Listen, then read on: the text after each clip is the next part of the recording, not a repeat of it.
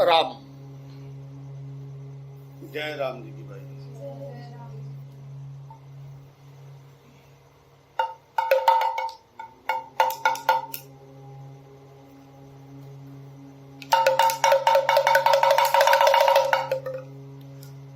राम।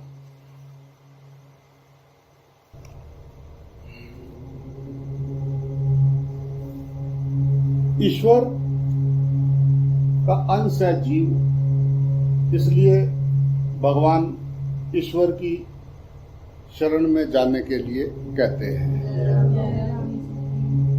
ईश्वर की शरण होने से अहंकार नहीं रहता है। जब तक जीव ईश्वर के वश यानी शरण में नहीं होता, तभी तक वह प्रकृति के वश में रहता है।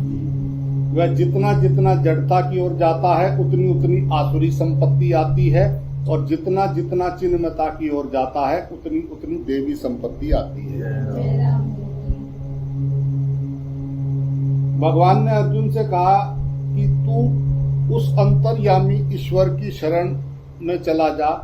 ऐसा कहने पर भी अर्जुन कुछ बोले नहीं।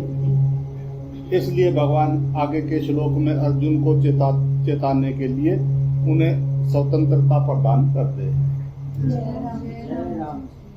इति ते ज्ञानमाख्यात गुहात गुहातम मया विमत्स्य दशेन यथेच्छी तथा कुरु।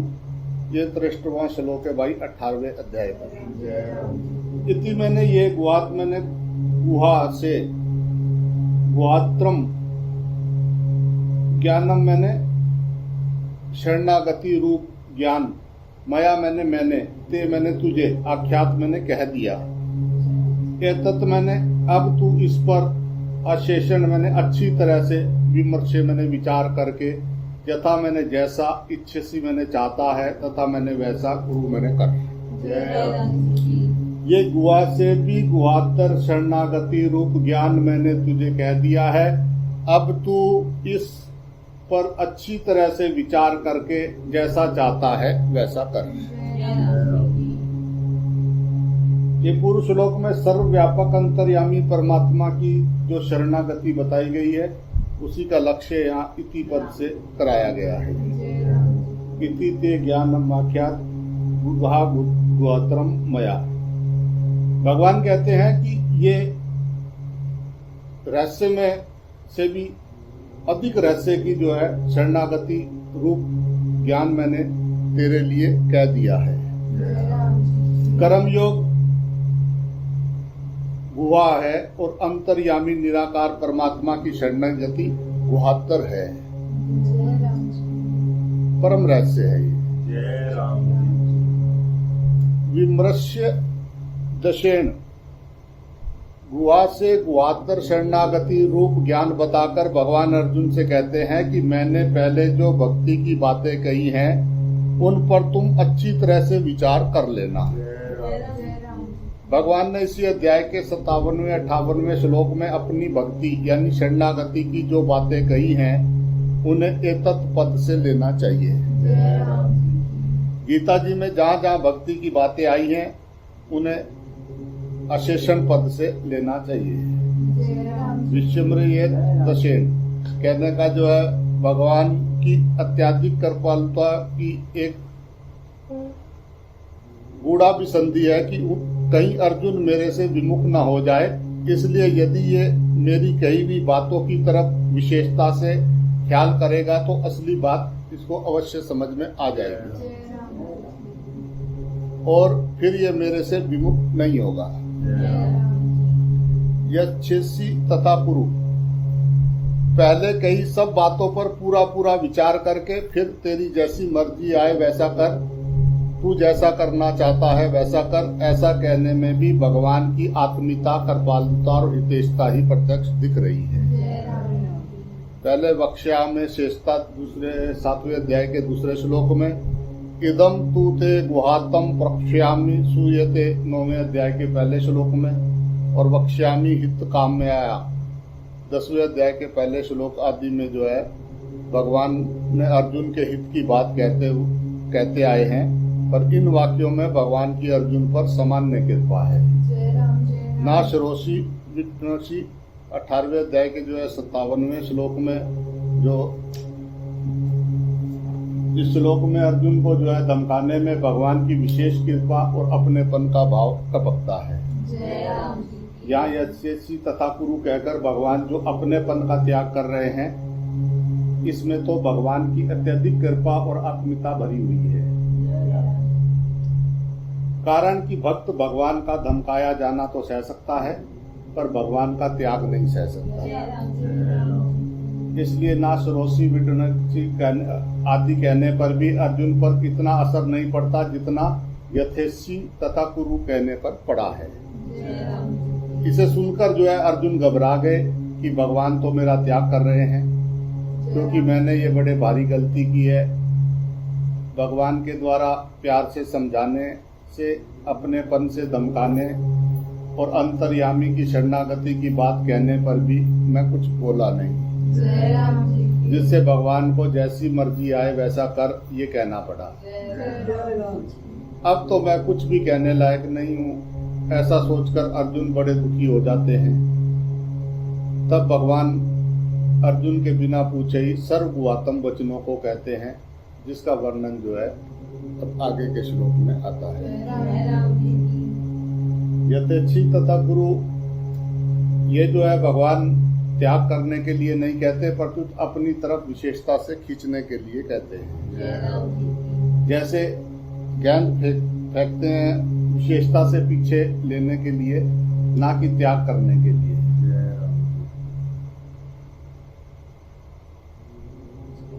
इसका तात्पर्य यही है कि पूर्व श्लोक में अंतर्यामी निराकार ईश्वर की शरणागति की बात कहकर अब भगवान अर्जुन को अपनी तरफ अर्थात सगुण साकार की तरफ खींचना चाहते हैं, जिससे अर्जुन समग्र की प्राप्ति से रीता न रह जाए। निराकार में साकार नहीं आता, पर साकार में निराकार भी आ जाता है। ये पूर्व श्लोक में भगवान ने विषमरे या दशेण पद से जो है अर्जुन को कहा है कि मेरे इस पूरे उपदेश का सार निकाल लेना, परंतु भगवान के संपूर्ण उपदेश का सार निकाल लेना अर्जुन के बस की बात नहीं थी, क्योंकि अपने उद्देश्य का सार निकालना जितना वक्ता जानता है उतना श्रोता नहीं जानता है। दूसरी बात, जैसी मर्जी आए वैसा कर, इस प्रकार भगवान के मुख से अपने त्याग की बात सुनकर अर्जुन बहुत डर गए। इसलिए आगे के 2 श्लोकों में भगवान अपने प्रिय सखा अर्जुन को आश्वासन देते हैं। सर्वगुआत्म भूये शृणु में परम वच, इष्टोऽसि में दृढ़मिति ततो वक्ष्यामि ते हितम। 64वां श्लोक है भाई 18वें अध्याय। सर्वगुआत्म सबसे अत्यंत गोपनीय, परमम मैंने सर्वोच्च, वचनम वच मैंने वचनम, तू वो है मैंने फिर, मैंने मुझसे, सुनो मैंने सुन, मैंने मेरा, दृढ़म मैंने अत्यंत, इष्ट मैंने प्रिय, मित्र, असी मैंने है, तत् मैंने इसलिए, इति मैंने यह, विशेष, हितम मैंने हित की बात में, ते मैंने तुझे, वक्ष्यामि मैंने कहूंगा। सबसे अत्यंत गोपनीय सर्वोत्कृष्ट वचन तू फिर मुझसे सुन, तू मेरा अत्यंत प्रिय मित्र है, इसलिए ये विशेष हित की बात मैं तुझे कहूंगा। सर्वगुआत्म भूये शृणु में परम वच, पहले जो है 63वें श्लोक में भगवान ने गुआ यानी कर्म योग की और गुआंतर मैंने अंतर्यामी निराकार की शरणागति की बात कही, और इदम तू ते गुआत्म 9वें अध्याय के पहले श्लोक में, तथा इति गुआत्म शास्त्रम 15वें अध्याय के 20वें श्लोक में। इन पदों से गुआत्म यानी अपने प्रभाव की बात कह दी, पर सर्वगुआत्म बात गीता जी में पहले कहीं नहीं कही है। अब यहाँ अर्जुन की घबराहट को देखकर भगवान कहते हैं कि मैं सर्वगुआत्म अर्थात सबसे अत्यंत गोपनीय बात फिर कहूंगा, तू मेरे परम सर्वश्रेष्ठ वचनों को सुन।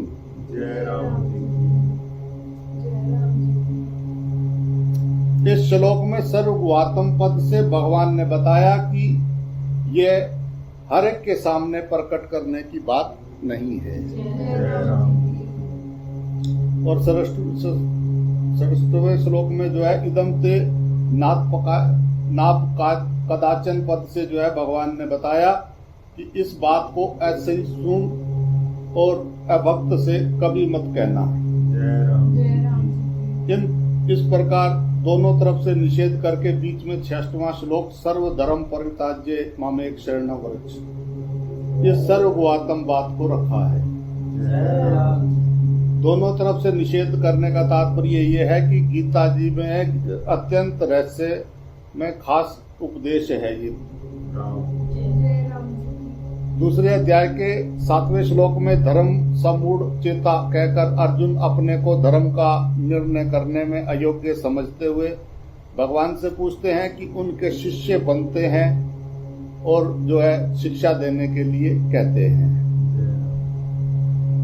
अतः भगवान या 66वें श्लोक में कहते हैं कि तू धर्म के निर्णय का भार अपने ऊपर मत ले, वह भार मेरे पर छोड़ दे, मेरे ही अर्पण कर दे और अनन्य भाव से केवल मेरी शरण में आ जा। फिर तेरे को जो पाप आदि का डर है उन सब पापों से मैं तुझे मुक्त कर दूंगा। तू सब चिंताओं को छोड़ दे। जय राम जी की। यही भगवान की सर्वगुणात्म परम वचन है। सुननु का तात्पर्य ये है कि मैंने यही बात दूसरे शब्दों में पहले भी कही थी पर तुमने ध्यान नहीं दिया, अतः मैं फिर वही बात कहता हूँ। अब इस बात को तुम विशेष रूप से ध्यान दो। ये सर्वगुणात्म वाली बात भगवान ने पहले मत पर मचित सतत भाव 18वें अध्याय के 57वें श्लोक में और मचते सर्व दुर्गाणी मत प्रसादी रसी 18वें अध्याय के 58वें श्लोक में जो है कही थी।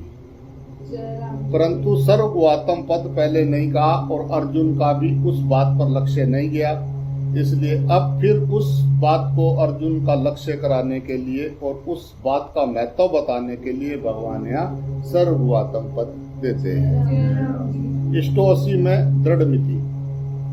इससे पहले भगवान ने कहा था कि जैसी मर्जी आए वैसा कर। जो अनुयायी हैं, आज्ञा पालक हैं, शरणागत हैं, उसके लिए ऐसी बात कहने के समान दूसरा क्या दंड दिया जा सकता है। अतः इस बात को सुनकर अर्जुन के मन में भय पैदा हो गया कि भगवान मेरा त्याग कर रहे हैं। उस भय को दूर करने के लिए जो है भगवान यहाँ कहते हैं कि तुम मेरे अत्यंत प्यारे मित्र हो। यदि अर्जुन के मन में भय या संदेश ना होता तो भगवान तुम मेरे अत्यंत प्यारे मित्र हो ये कहकर सफाई देने की क्या जरूरत थी। सफाई देना तभी बनता है जब दूसरे के मन में भय हो, संदेह हो, हलचल हो। इष्ट कहने का दूसरा भाव यह है कि भगवान अपने शरणागत भक्त को अपना इष्ट देव मान लेते हैं। भक्त सब कुछ छोड़कर केवल भगवान को अपना इष्ट मानता है तो भगवान भी उसको अपना इष्ट मान लेते हैं, क्योंकि भक्ति के विषय में भगवान का ये कानून है। ये यथा माँ प्रदंते तत्व थे बजाम, चौथे अध्याय के 11वें श्लोक में। अर्थात जो भक्त जैसे मेरे शरण होता है मैं भी उसको वैसे ही आश्रय देता हूँ। भगवान की दृष्टि में भक्त के समान और कोई श्रेष्ठ नहीं है। भागवत में भगवान उद्धव जी से कहते हैं, तुम्हारे जैसे प्रेमी भक्त मुझे जितने प्यारे हैं उतने प्यारे ना ब्रह्मा जी हैं, ना शंकर जी हैं, ना बलराम जी हैं, और तो क्या मेरे शरीर में निवास करने वाली लक्ष्मी जी और मेरी आत्मा भी उतनी प्यारी नहीं है। दृढ़म कहने का जो है तात्पर्य ये है कि जब तुमने एक बार कह दिया कि मैं जो हूं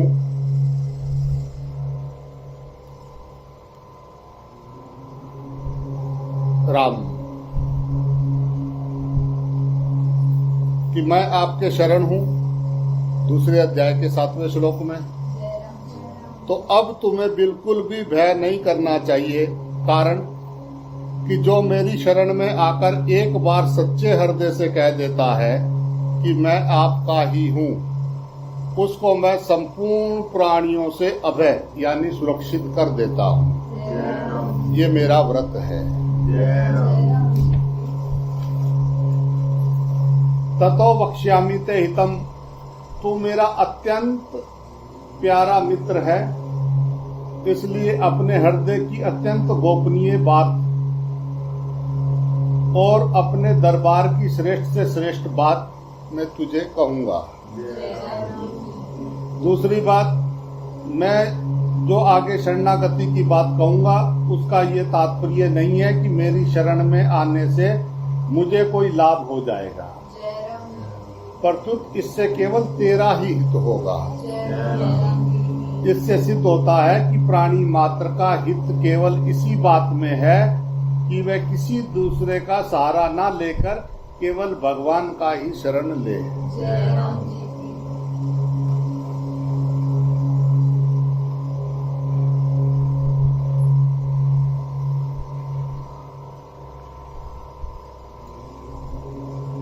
भगवान की शरण होने के सिवाय जीव का कहीं भी किंचित मात्र भी हित नहीं होता।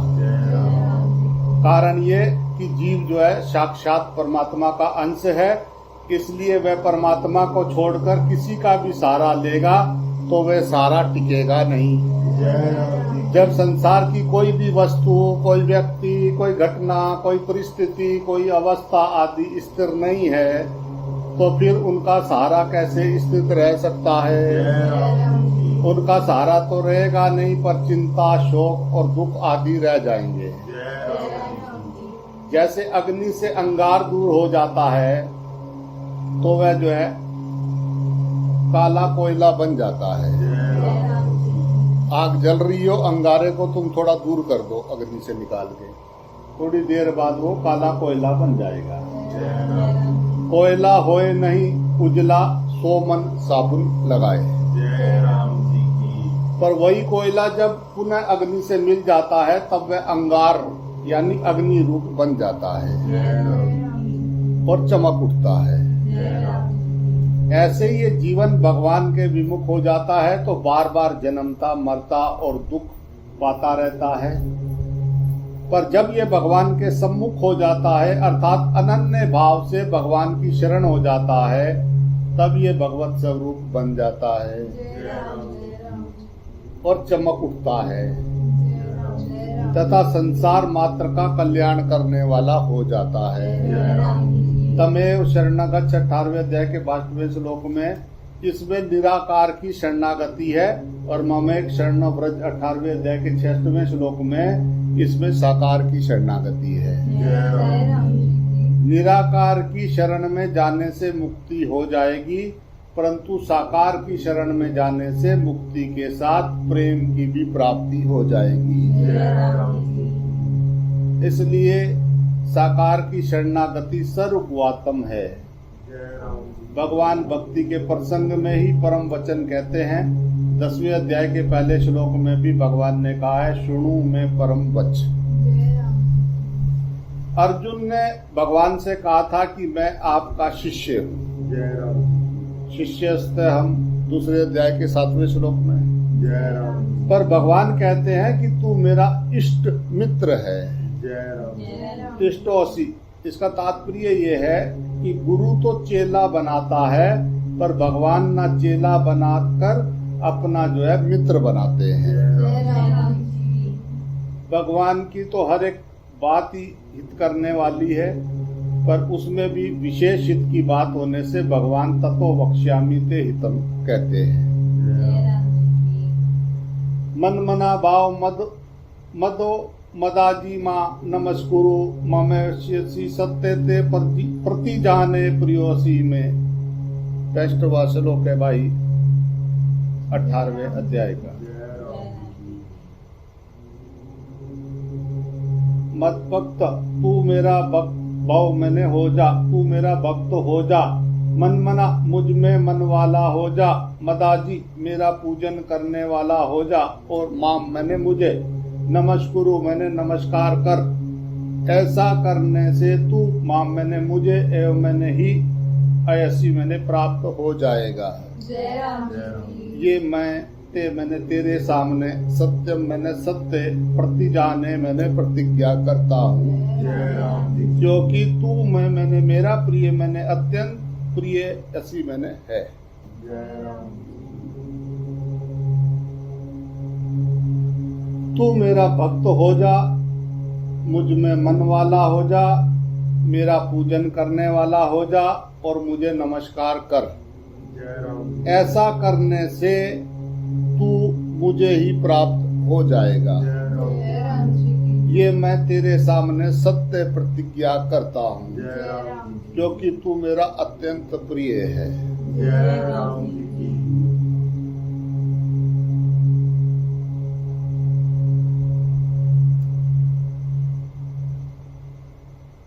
भगवान का भक्त होना, उनमें मन लगाना, उनका पूजन करना, उनको नमस्कार करना, इन चारों में से अगर एक भी साधन ठीक तरह से हो जाए तो शेष साधन जो है स्वतः उसमें आ जाते हैं। जय राम। भगवान का भक्त होना, उनमें मन लगाना, उनका पूजन करना और उनको नमस्कार करना। जय राम जी। साकार में निराकार है। जय राम। अगर परमात्मा तुम्हारे अंदर है तो तुम्हारे अंदर है, तो सबके अंदर है। साकार के अंदर निराकार है, इस बात को मानते हैं। ये शरीर बिना किसी को कुछ तो है जो शरीर चल रहा है, कुछ इसके अंदर है, ये मानते हैं। कोई ऐसी चीज है कि जिसकी वजह से ये फुदक रहा है, बोल रहा है, हंस रहा है, नाच रहा है, कूद रहा है, खुश हो रहा है, तो कुछ ऐसा है इसके अंदर। इस बात का क्या पक्का यकीन है हमें?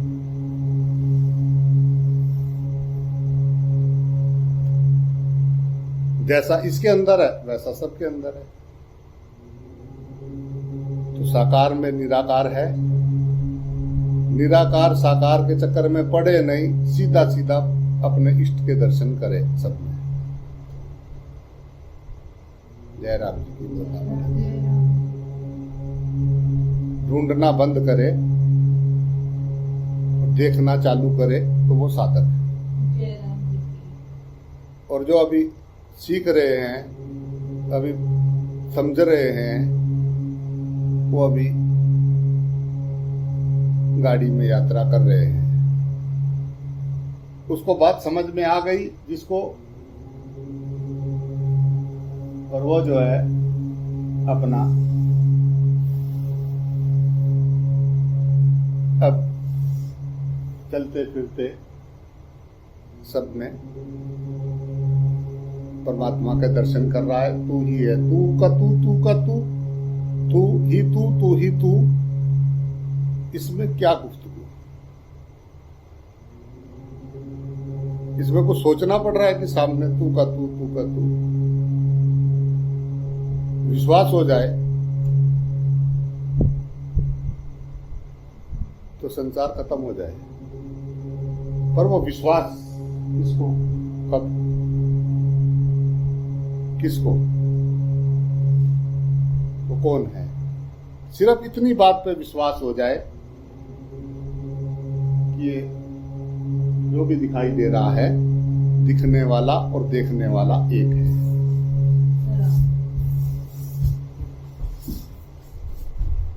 दिखने वाला और देखने वाला एक है। विश्वास हो जाए उसको।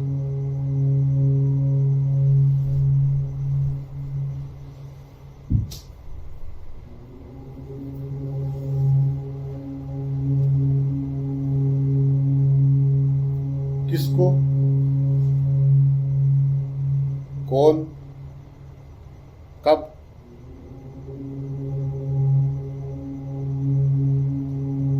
मैंने गुरु जी का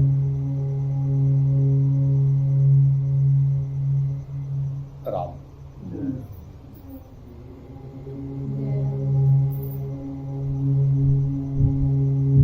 मदभक्ता साधक को जो है सबसे पहले मैं भगवान का हूँ इस प्रकार अपनी अहमता यानी मैंपन को बदल देना चाहिए। कारण कि बिना अहमता के बदले साधन सुगमता से नहीं होता। अहमता के बदलने पर साधन सुगमता से स्वाभाविक ही होने लगता है। अतः साधक को सबसे पहले मदभक्ता होना चाहिए।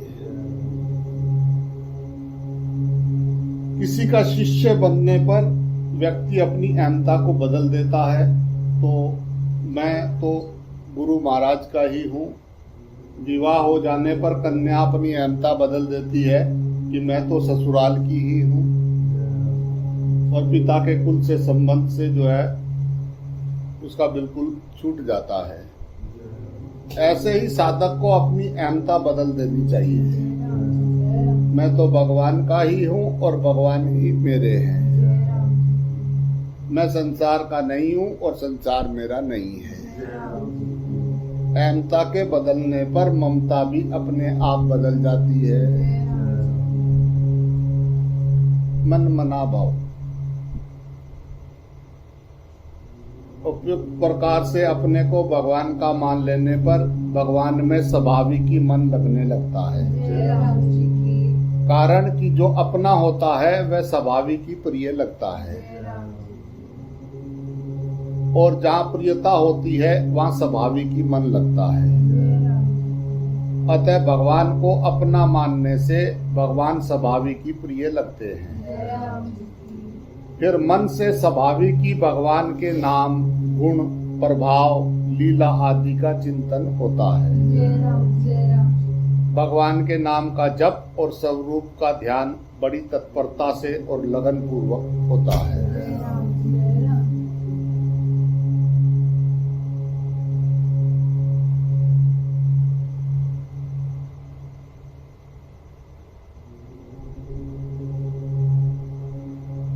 माता जी, अहमता बदल जाने पर अर्थात अपने आप को भगवान का मान लेने पर संसार का सब काम भगवान की सेवा के रूप में बदल जाता है। अर्थात साधक पहले जो संसार का काम करता था वही काम अब भगवान का काम हो जाता है। भगवान का संबंध ज्यों ज्यों दृढ़ होता जाता है त्यों ही त्यों उसका सेवा भाव, पूजा भाव में परिणित होता जाता है। फिर वह चाहे संसार का काम करे, चाहे घर का काम करे, चाहे शरीर का काम करे, चाहे ऊंचा नीचा कोई भी काम करे, उसमें भगवान की पूजा का ही भाव बना रहता है।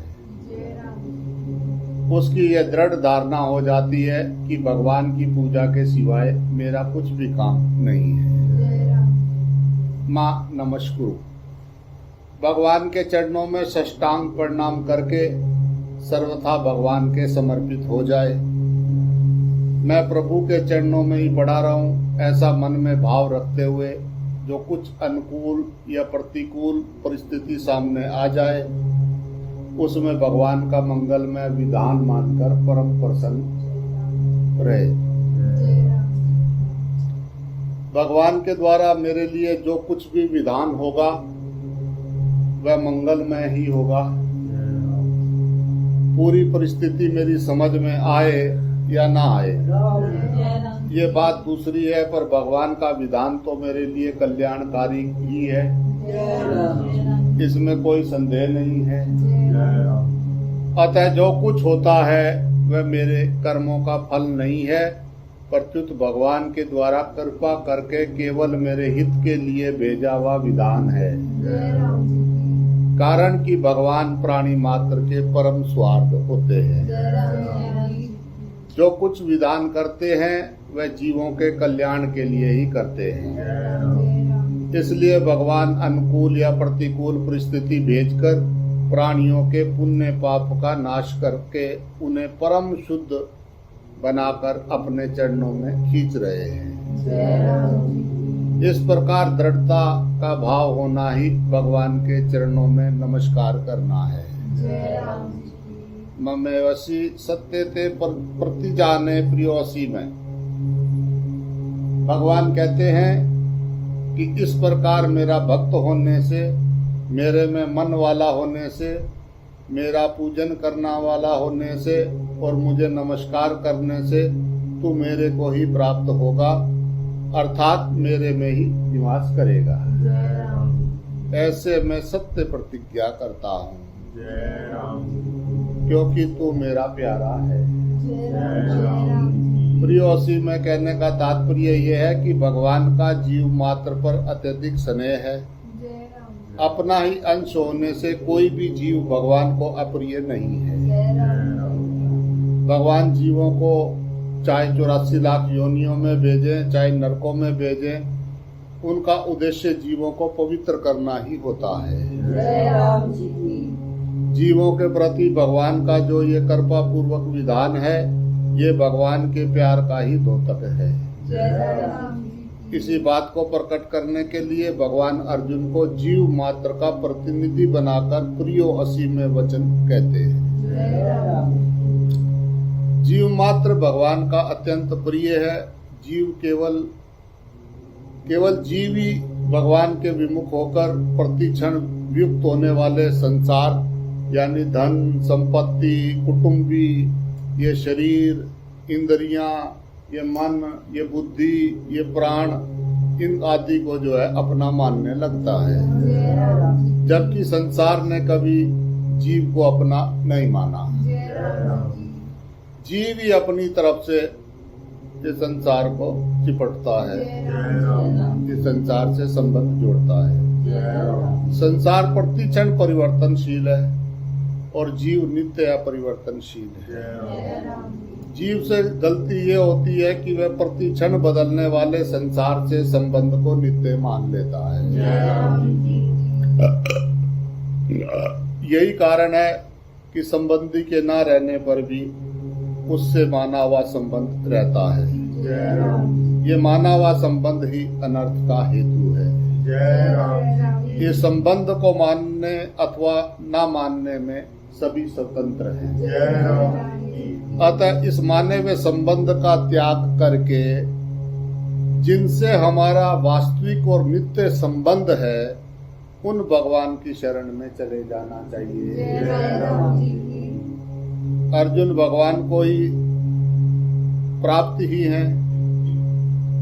अतः यहाँ ममे वेजासी कहने का तात्पर्य यह है कि तेरे को समग्र यानी माम की प्राप्ति हो जाएगी, जिसके लिए भगवान ने 7वें अध्याय के आरंभ में कहा था कि आसंसे समग्र मां यथा ज्ञानसी त्रक्षुणु। फिर तेरी मेरे से आत्मीयता हो जाएगी, जिसके लिए भगवान ने 7वें अध्याय में कहा था ज्ञानी तवात्मेव में मतम, 7वें अध्याय के 18वें श्लोक में। जय राम। प्रियो ही ज्ञानी यत्तर्थ महा साचा मम प्रियो, 7वें अध्याय के 17वें श्लोक में। जय राम।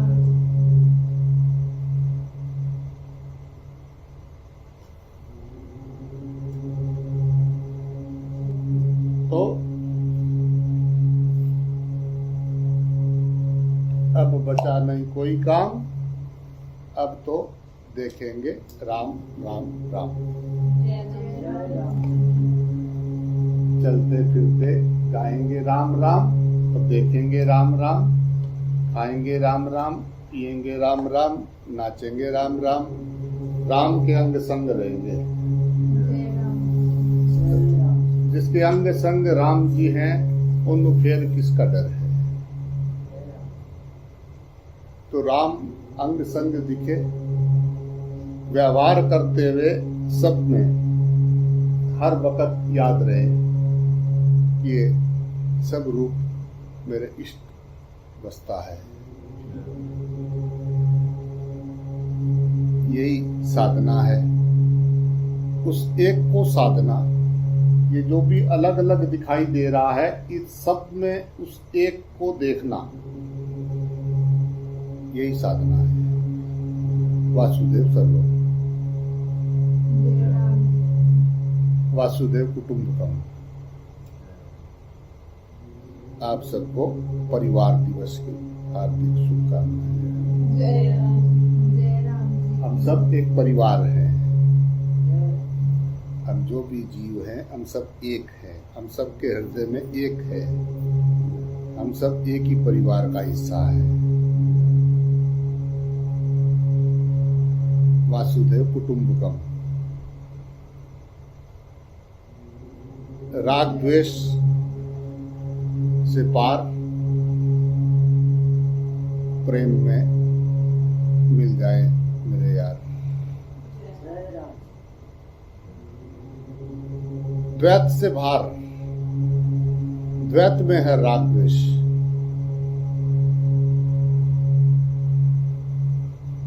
दूसरा दिखा तो मैं बीमार हूं। बीमार को दूसरा दिखता है, रतौंधी हो गई उसकी आंखों में। उसको वासना का पर्दा पड़ा है, अज्ञान का पर्दा पड़ा है, इसलिए उसको दूसरा दिखता है। और जिसका पर्दा हटा, ठाकुर जी की ठकुराई है। मेरे समझ में आई है, ये सब ठाकुर जी की ठकुराई है। मेरे ठाकुर जी सब रूप में रहते हैं। इतनी बात समझ में आई है।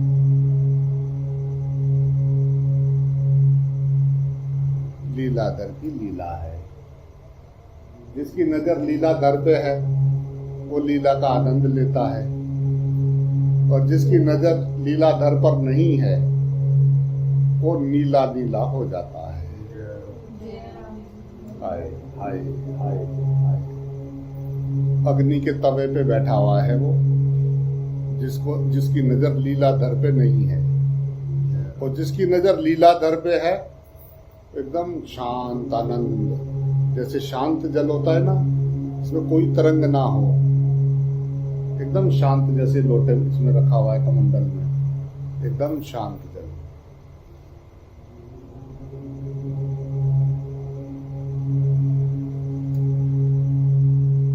घूम फिर के आ गया सब में, देख लिया कण कण में, जन जन में। एक ही है, एक ही है। एक एक एक एक करता करता अपने हृदय में आके चुप हो गया।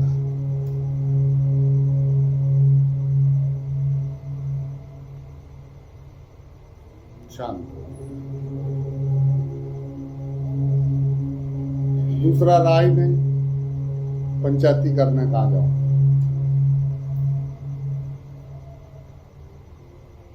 जब दूसरा दिखेगा तो पंचायती शुरू होगी। पंचायती के लिए दूसरा बनाना पड़ेगा।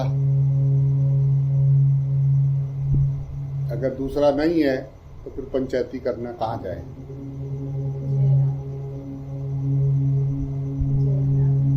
तो जो ये सारा दिन पंचायती करते हैं, उनको अभी आगे यात्रा में जाना है। और जो पंचायती बंद हो गई जिसकी,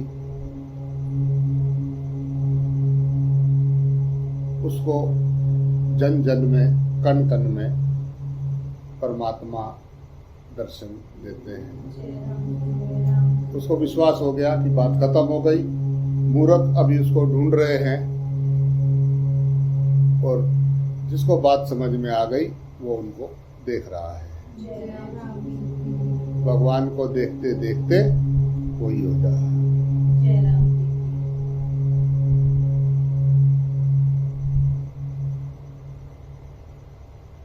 राम।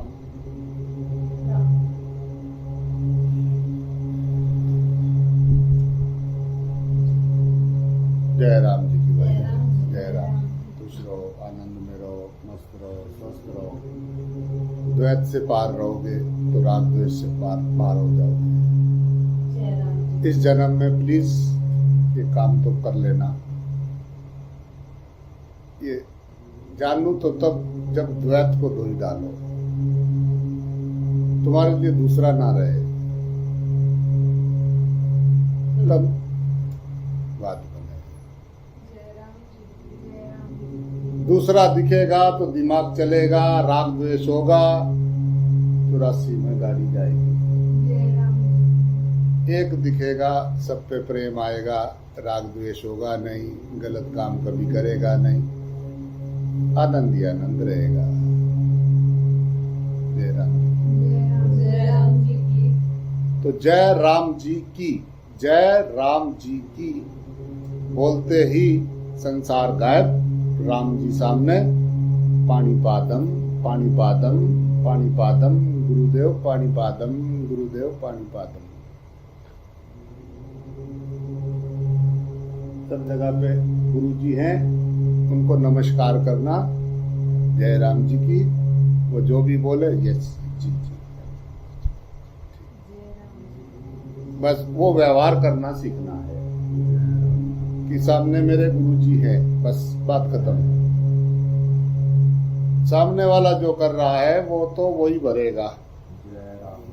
वो गुरु जी की लीला गुरु जी जाने, में ना चक्कर में पड़ू। जय राम जी की। मैं तो इतना जान गए हो कि तू का तू, अब इसमें कोई रहा नहीं गुफ्तगू। जय राम जी की भाई, जय राम जी की। प्रयास छोड़ आओ विश्वास करें।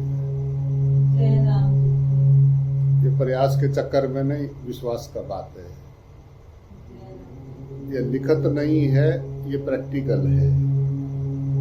जब बात समझ में आ गई कि ठाकुर जी की ठकुराई है, अब व्यवहार करते हुए उसको देखना, हिलेंगे हिलेंगे, पर जैसे ही तुमको जय राम जी की बोलोगे तो तुम बाहर भी आ जाओगे।